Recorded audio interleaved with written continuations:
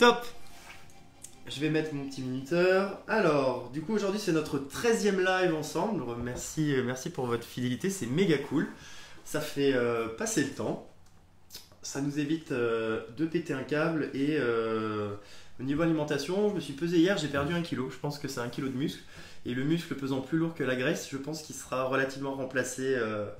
Donc voilà, je pense qu'à l'issue de ce mois de confinement, je pourrais dire adieu aux 6 mois de travail acharné de musculation qu'on a mis en œuvre avec Damien. Je commence à avoir des résultats, j'étais plutôt content. Voilà, ça laissera du pain sur la planche pour l'après-confinement. Alors, si vous voulez retrouver les lives précédents, ils sont toujours disponibles sur Facebook. Instagram, vous pouvez rejoindre Facebook à partir du lien qui est dans ma bio. Et pour Facebook, vous allez cliquer sur le hashtag Cook for Fun. Vous allez ensuite aller tout en haut sur vidéo et vous allez retrouver un listing de plusieurs vidéos qui contiennent ce hashtag. Et vous retrouverez toutes les vidéos qu'on a réalisées avec Maxime, donc numérotées de 1 à 13. Ça inclut énormément de pâtes levées. On a vu les brioches, les baguettes, le pain de mie. On a vu un croque-monsieur, on a vu les pims. On a vu les choux, la pâte à choux pour faire chouquettes et gougères.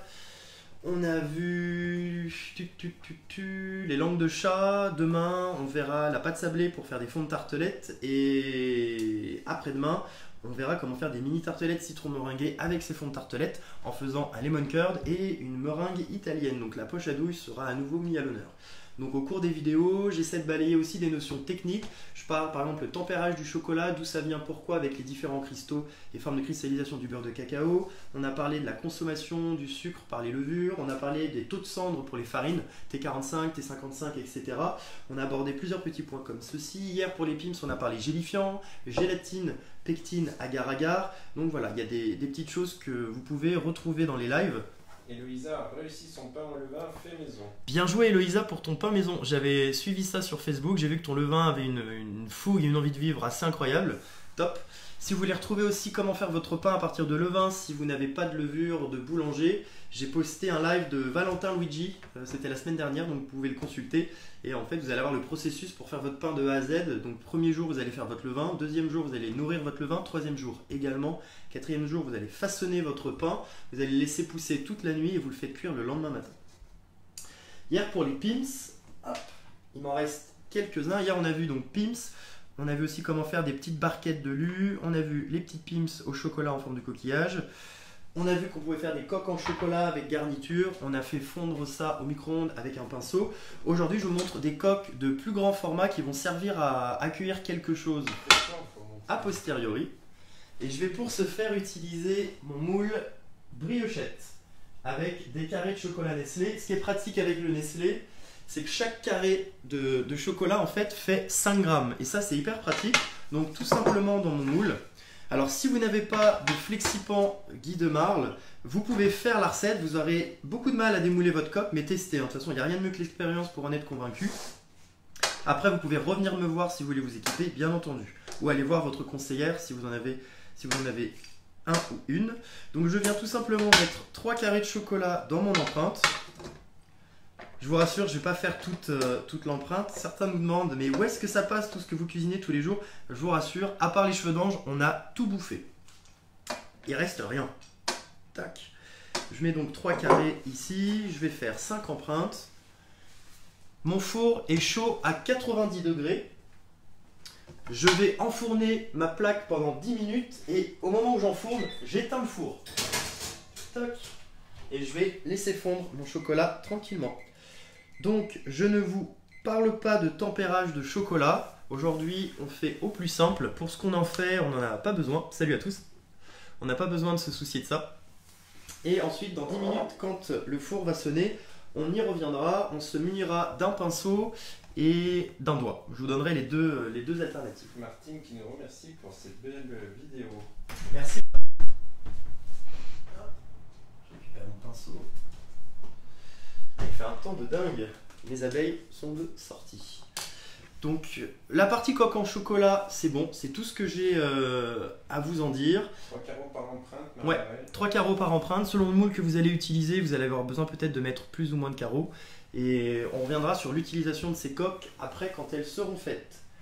Deuxième partie de vidéo, le kéfir de fruits, dont on a abondamment parlé la semaine dernière. Donc ça n'a absolument rien à voir avec les coques ou avec le chocolat. C'est vraiment un chapitre 2 à dissocier intégralement de ce qu'on a fait aujourd'hui. Alors, tac. Je vais aller récupérer mes grains de kéfir que je stocke au frigo. Ça, c'est le kéfir prêt. Ce sera, on va dire, ce qu'on obtient une fois qu'on a terminé. Je le mets de côté. On reviendra dessus après. Hop. Hop. Parfait.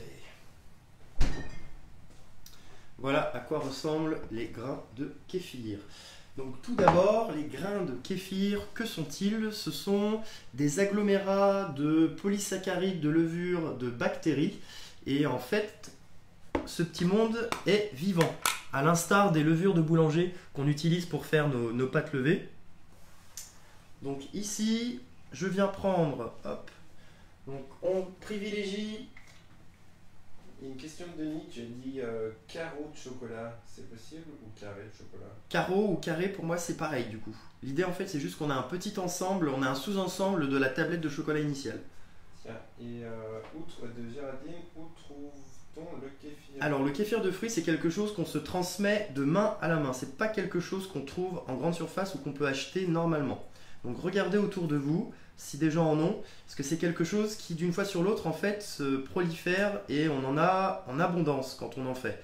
Donc moi par exemple, si vous êtes sur Lyon, vous pourrez me contacter après le confinement, vous pourrez passer en récupérer, je vous en donnerai avec plaisir puisque du coup j'en stocke, j'en ai même au congélateur, j'en ai déjà donné à plusieurs personnes. Et pour la petite anecdote, c'est chez un couple d'amis, Fanny et David d'ailleurs si vous nous regardez, c'est eux qui m'ont initié, qui m'ont donné, c'était le 26 mars 2019, c'était il y a un petit peu plus d'un an. Et ça fait un an que je fais mon kéfir, je trouve que c'est top, ça remplace vraiment toutes les boissons moi que je pouvais boire avant. Donc j'ai retiré tout ce qui était soda, tout ce qui était jus de fruits, puisque c'est essentiellement des sucres, hein. Même les jus de fruits, c'est assez pauvre d'un point de vue nutriments pour l'organisme. Et au goût, je trouve que c'est super bon, c'est un petit goût fermenté. Donc après, voilà, vous me direz, vous, si vous aimez, si vous aimez pas, si vous avez l'occasion de tester. Et on lui prête énormément de vertus pour l'organisme. C'est censé être bon pour le transit, c'est censé améliorer le système immunitaire. Donc légalement, on n'a pas le droit de dire que le kéfir améliore tout ceci, parce que c'est pas du tout quelque chose de médicinal. Donc après, faites-vous votre opinion. En tout cas, c'est à minima bon au goût et ça ne peut pas vous faire de mal, ça peut que vous faire du bien. D'abord, je vais venir mettre ici mes grains de kéfir avec une cuillère à soupe. Je vais venir rajouter entre 20 et 50 grammes de sucre. C'est vous qui allez décider de la dose de sucre une fois sur l'autre, hein. Vous allez faire votre test et vous allez décider quelle est la quantité qui convient le mieux à votre goût. Le sucre est important parce que c'est ce qui va venir nourrir nos levures et nos bactéries. Donc en fait ce petit monde là va se nourrir du sucre, va produire du CO2, va libérer pas mal de composés probiotiques, ce qui est censé être bon du coup pour notre transit. Et ensuite, on va rajouter de l'eau. Donc, je rajoute 1 litre d'eau.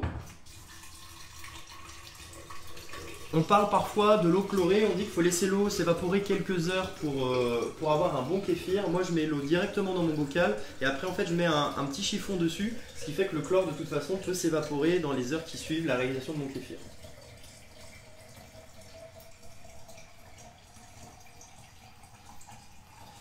Hop!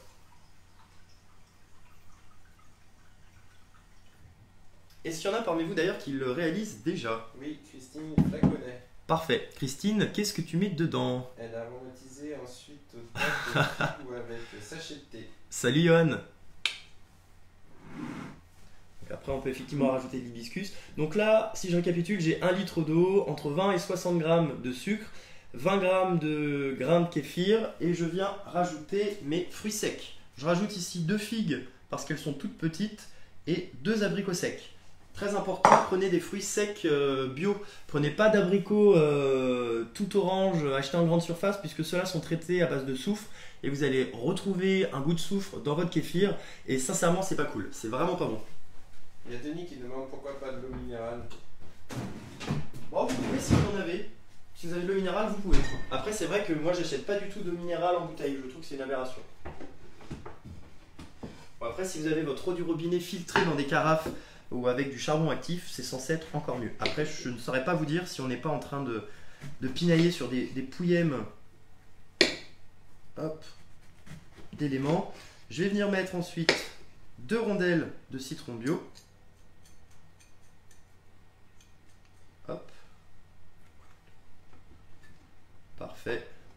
Il y a vraiment tout le monde qui veut savoir où on achète ces graines. Alors, vous n'allez pas pouvoir les acheter, ces grains. Vous allez devoir trouver quelqu'un autour de vous qui en fait et vous allez devoir lui en demander. Et ensuite, vous allez voir, ça double.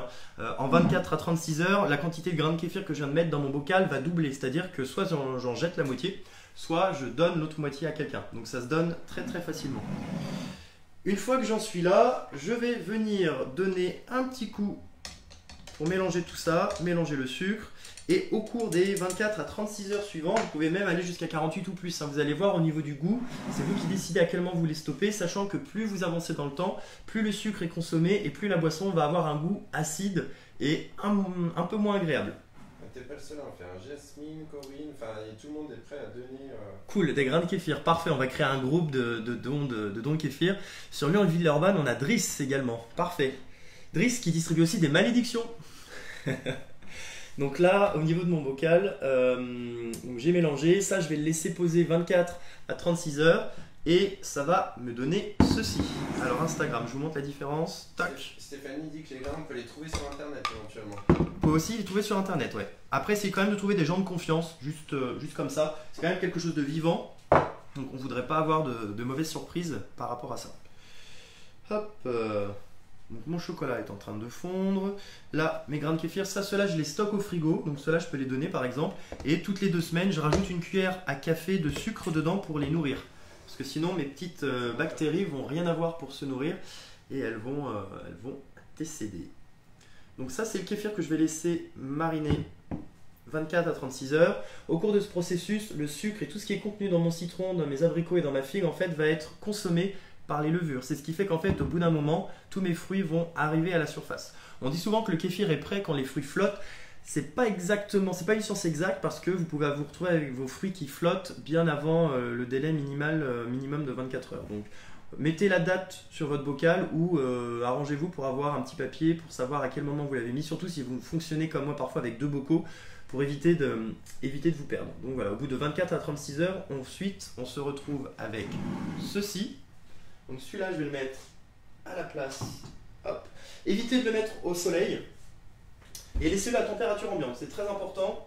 Hop. Je mets ici mon petit torchon. Et donc là, on accélère le temps. On se retrouve 36 heures après. Donc, je viens retirer mon citron. Faites ça avec des mains propres. Hop. Je retire le citron. Mes figues et mes abricots sont remontés à la surface. Alors chez vous, vous pouvez vous amuser bien évidemment à utiliser n'importe quel fruit sec. Vous pouvez mettre du gingembre confit, vous pouvez mettre des raisins, des pruneaux, des mangues, des ananas. Vous allez voir que ça va changer le goût de votre préparation. Corinne Guinette propose même du sucre roux. Ouais, du sucre roux. Alors attention si vous mettez des sucres non raffinés, puisque du coup ça contient pas mal de minéraux et ça fait un côté un peu ça va donner un côté gluant au niveau des grains. Personnellement, sur cette recette-là, je suis plus pour du sucre raffiné qui va être en fait disponible tout de suite pour nos bactéries et qui va être consommé très rapidement. Hop. J'utilise une passoire pour filtrer les éventuels résidus que je peux obtenir. Et si vous aimez la bière, ce qui est mon cas, vous pouvez garder vos bouteilles avec collier de serrage. Même chose si ce sont des bouteilles de limonade. Et vous allez venir en fait stocker ceci dans des bouteilles. C'est important qu'elles puissent résister à la pression.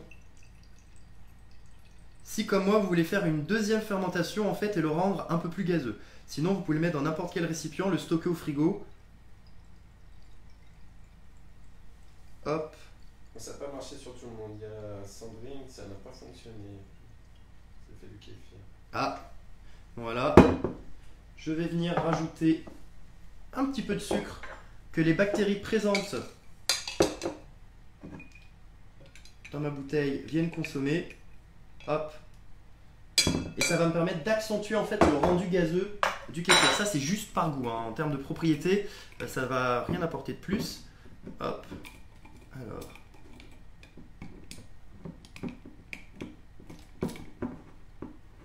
Tac.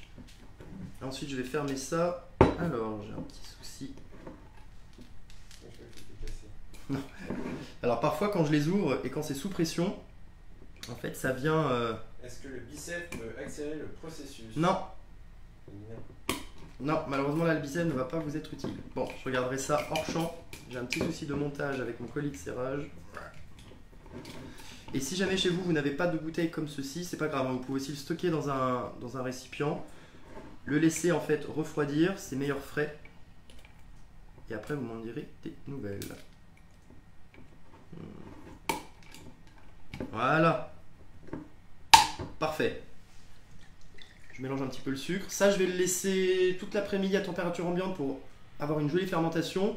Attention à la pression qui augmente, hein. Faites vraiment ça dans des bouteilles conçues pour. Et au moment de l'ouverture, faites gaffe parce que hier, quand j'ai ouvert une de mes bouteilles, il y a carrément le collet de serrage qui est parti. Donc ça peut... Il y a pas mal de pression là-dessous. Combien de temps ça se conserve au frigo? Essayez de le conserver 3-4 jours. De toute façon, ça se boit assez rapidement. Si vous êtes plusieurs sur la bouteille, vous allez la décimer assez vite.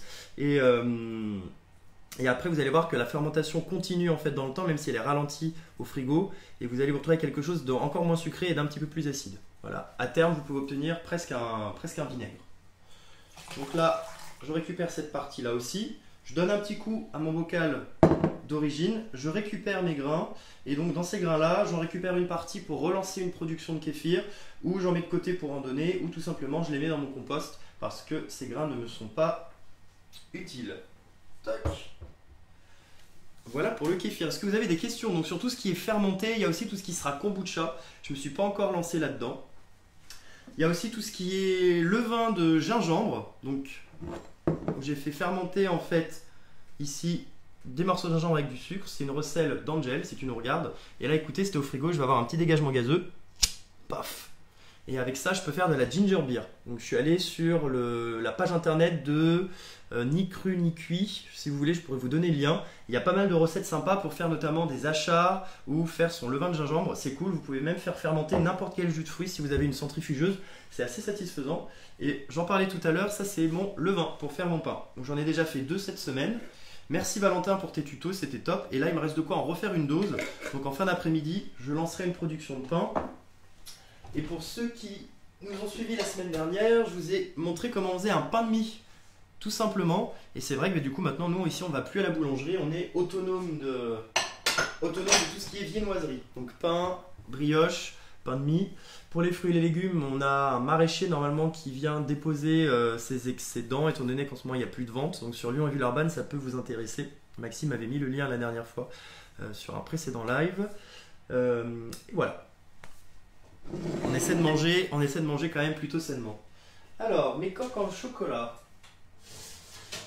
Parfait. Le chocolat est fondu. Donc, c'est quand même un petit peu chaud pour le travail. Soit, première méthode, j'utilise un pinceau et je viens remonter sur les extrémités, sur les bords. Vous avez vu, 3 carreaux, c'est pile la bonne quantité. Hop, on remonte bien jusqu'en haut pour avoir une jolie corolle. Donc, soit au pinceau. Alors, il faut descendre un tout petit peu plus. Voilà, comme ceci.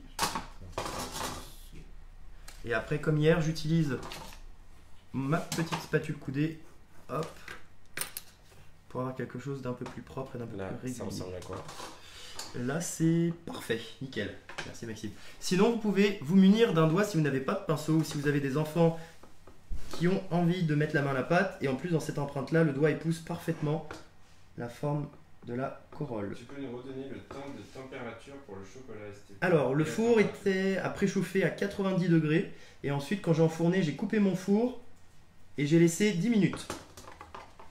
Donc voilà, je vais continuer au doigt. Toc. Et voilà. Ensuite, j'irai faire ça. J'irai le faire prendre rapidos au congélateur pour avoir le temps de le démouler en votre compagnie. Hop, je fais ça vite. Pour un moule tablette, il faut partir sur combien? Alors, dans le moule tablette, je fais toujours par couche au pinceau comme on a fait hier pour les pims. Je recouvre et je fais 2 couches, il faut entre 150 et 200 grammes de chocolat. Hop. 150 et 200 grammes de chocolat. Je fais fondre ça au micro-ondes et ensuite j'étale au pinceau en 2 couches avec un petit passage au frigo entre les deux pour faire prendre la première couche. Voilà. Mes coques sont prêtes. J'ai plus qu'à les laisser figer. Vous avez vu, c'est super rapide. Si vous avez du monde à manger, toc, je mets ça au congélateur. Et là, je profite du fait que je sois hors champ pour lécher goulûment mon doigt, sans que vous puissiez me voir. Si on m'interroge sur cette action, je nierai tout, bien sûr. Tac.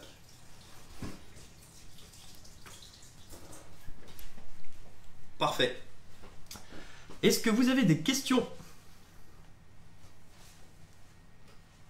J'arrive presque à toucher ton doigt, dit Cathy. Hop. Alors.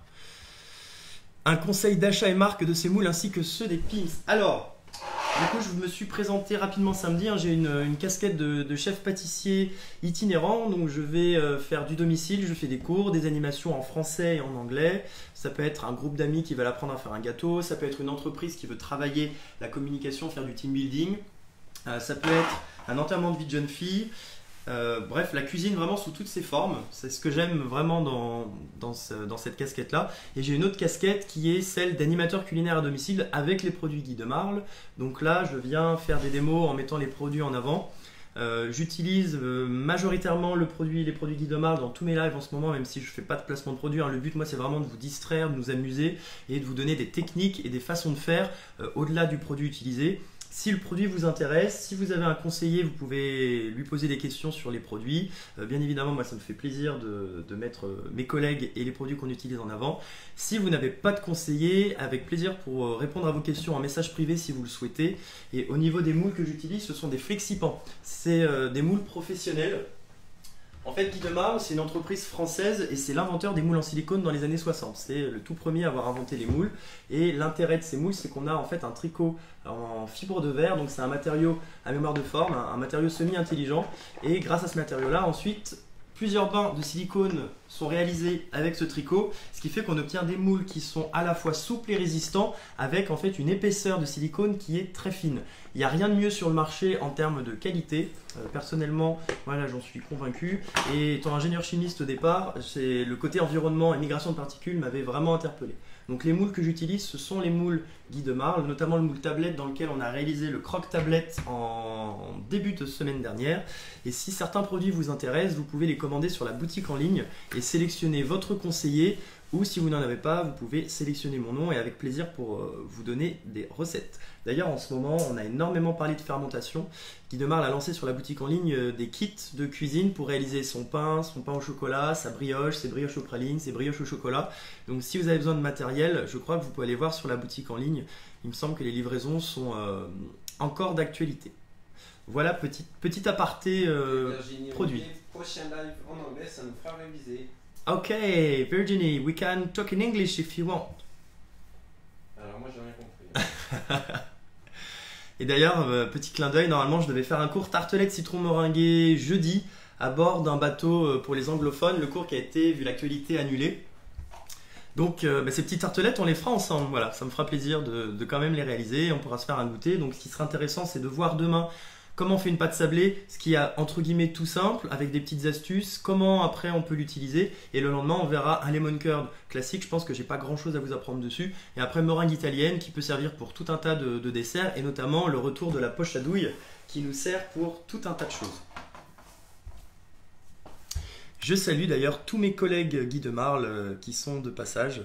On a une chouette communauté, c'est cool. Denis. Je vais regarder mes coques, voir ce qu'elles donnent. Je pense que c'est un petit peu juste. Il y a Denis, il dit semi-intelligent, c'est le contraire de moitié con. C'est ça, c'est la version positive. Alors, toc toc toc. Ici j'ai mon kéfir. Est-ce que je peux prendre une de mes bouteilles d'hier? Alors, voilà. Donc ça, c'est une des bouteilles que j'ai mise sous pression hier.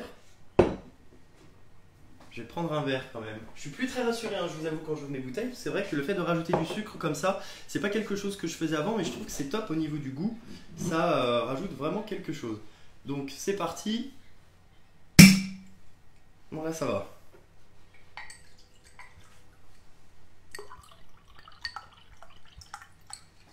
À la vôtre. Moi, je me fais un verre de kéfir le matin, un après le sport, et en général, le soir, quand je suis sur mon ordinateur à faire des jeux de société avec mes amis, entre 4 et 5 verres et je torche la bouteille. Donc ça se boit vraiment tout seul. C'est bon pour la santé, il n'y a pas de souci au niveau de la quantité. Guillaume is in the kitchen. Pas mal, Virginie. Salut Sandra.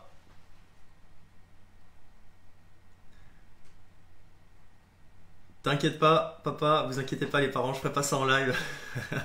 Prise au froid, congèle ou frigo. Alors le chocolat est pas fan des passages au froid parce que c'est pas top, ça fait une cristallisation rapide et en plus ça rajoute de l'humidité. Moi je le fais vraiment pour aller rapidement. Après, sincèrement, quand on veut faire quelque chose de vite et de rapide, on peut se permettre de le faire, ça permet d'avoir une jolie coque en chocolat. Je vais voir d'ailleurs, je vais attendre encore un petit peu parce que le chocolat n'était pas tout à fait figé.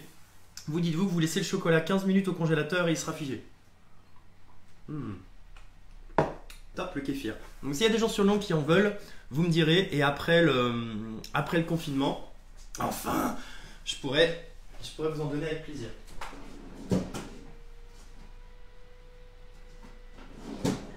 Allez, encore 2-3 minutes et je pourrais tenter un démoulage en live, comme ça je pourrais vous montrer qu'il n'y a pas de trucage.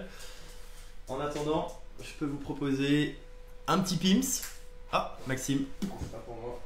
Maxime, c'est ma cible. Chaque fois que je fais tomber quelque chose dessus, je me fais un point. C'est notre petit jeu en off. Est-ce que vous avez des questions recettes? Est-ce que vous avez des suggestions de recettes que vous aimeriez que nous réalisions ensemble? À vos claviers. Pour les jeux de société, on joue à Dominion, qui est un jeu de deck building pour les connaisseurs. Un jeu en fait où on construit son deck au fur et à mesure avec des cartes qui sont diverses et variées. C'est super sympa. Et ça permet de jouer avec des potes. Là, c'est le drame.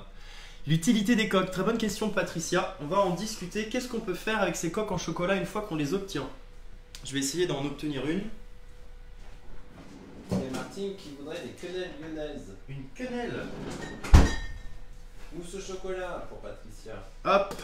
Alors, Le glaçage des éclairs. c'est un peu rapide en passage au froid, mais regardez, ça fait le job. Nickel. Cyril Cervelle de Canu. Voilà ma coque en chocolat. Donc là, le chocolat est à peine froid. Ça me fait une jolie corolle. Je vais vite la remettre. Donc qu'est-ce qu'on pourrait faire avec cette coque en chocolat? À quoi ça peut nous servir? Soyez créatifs, on peut faire plein de choses avec. Des boules de glace dedans, Xavier Martin. Exactement, on peut s'en servir en fait de contenant comestible pour manger de la glace. On peut servir de la glace, on pourrait mettre une crème fouettée, on pourrait aussi venir mettre une mousse au chocolat, on pourrait rajouter un petit peu de craquelin, de crumble sur le dessus ou de gruyère de cacao. Ceux qui suivent les lives depuis la semaine dernière, vous savez que j'adore ça. Les salades de fruits, c'est proposé plusieurs fois. Bien vu Sandra, une salade de fruits carrément, donc sorbet, salade de fruits. Et après on pourrait aussi revisiter un tiramisu, un fraisier ou n'importe quel entremets en fait dans cette coque en chocolat. Je pourrais par exemple rajouter un petit peu de ma crème Kinder Coco de vendredi dernier, rajouter un petit dé de génoise découpée en l'emporte-pièce, imbibé de sirop rhum. Donc je pourrais reconstituer comme ça mes entremets. Donc royal chocolat, fraisier, tiramisu, Kinder Coco, on peut tout reconstituer. Donc c'est sympa parce que ça permet d'avoir un rendu c'est esthétique. Après, si vous voulez pousser encore, vous pouvez rajouter des petits cheveux d'ange sur le dessus, comme on a vu dimanche sur le live autour du caramel. Et en fait, vous avez un dessert maison qui est simple à faire parce que la coque en chocolat, vous pouvez même la faire la veille, comme ça vous gagnez du temps. Damien pose la question pour cacher quelques sommets d'un entremets. C'est possible aussi. Pour cacher des sommets d'un entremets. Qu'est-ce que tu entends, Damien, pour cacher des sommets d'entremet? Tu as ça sur Facebook? Oui, Damien Leclerc. Ouais, les fruits carrément, tartelette framboise, donc vous pouvez tout revisiter. Les mousses de carambar de maman, la forêt noire revisitée, carrément. Faire un support à papier toilette en chocolat comestible, carrément Sandra, je valide. Voilà, vous pouvez mettre n'importe quelle crème dedans. Parfait, bah écoutez, on a terminé pour aujourd'hui. Il est 15h34, parfait, on est raccord sur le timing. Et à chaque fois, on démarre à l'heure, donc ça c'est cool. À 15h pétante, on est là. C'est un joli défi aussi pour nous. Surtout que je ne dirais pas à quelle heure on s'est levé aujourd'hui, mais on était un peu juste sur le timing. Merci à tous, portez-vous bien. Essayez de ne pas péter un câble malgré le confinement, profitez du soleil, faites un peu de sport, mangez bien, éclatez-vous en famille. Et moi je vous donne rendez-vous à demain 15 h pour la pâte sablée pour faire des petits fonds de tartelettes. Allez,